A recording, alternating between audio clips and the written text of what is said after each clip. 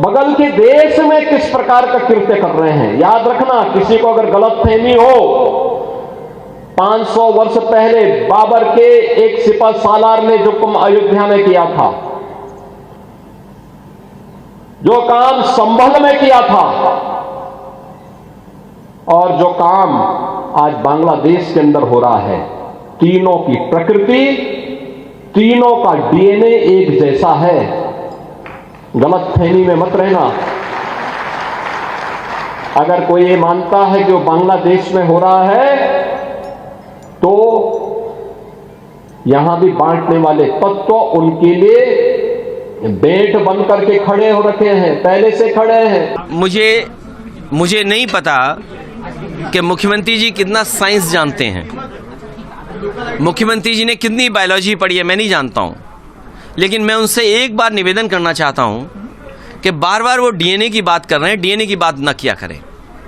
मैं आपके माध्यम से और बड़ी जिम्मेदारी से कह रहा हूं मैं कि वो डीएनए की बात न करें, और अगर डीएनए की बात करते हैं तो मैं भी अपना डीएनए और हम सब लोग अपना डीएनए चेक कराना चाहते हैं। और मुख्यमंत्री जी, आप भी अपना डीएनए चेक करा दो। मैं भी चेक कराना चाहता हूं अपना डीएनए, और मुख्यमंत्री जी आप भी अपना डीएनए चेक करा दो। इसलिए मेरा निवेदन है कि डीएनए की बात मुख्यमंत्री जी को शोभा नहीं देती है।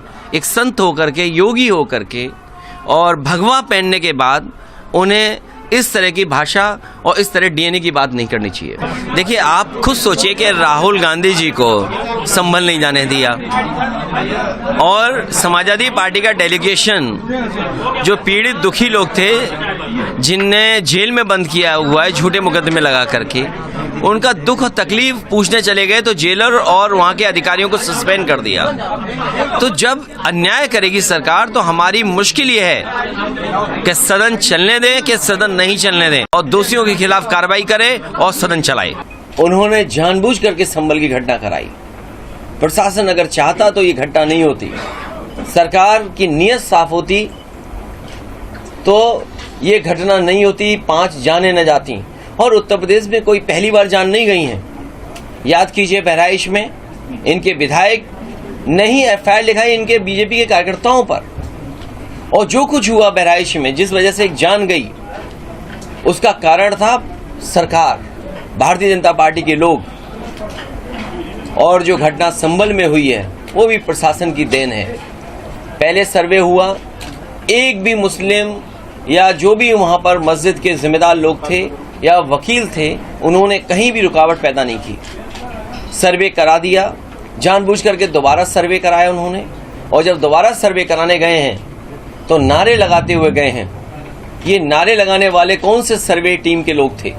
क्या ये भारतीय जनता पार्टी के लोग नहीं थे? ये जानबूझ करके इसलिए हो रहा है क्योंकि ये वोट की चोरी से बचना चाहते हैं।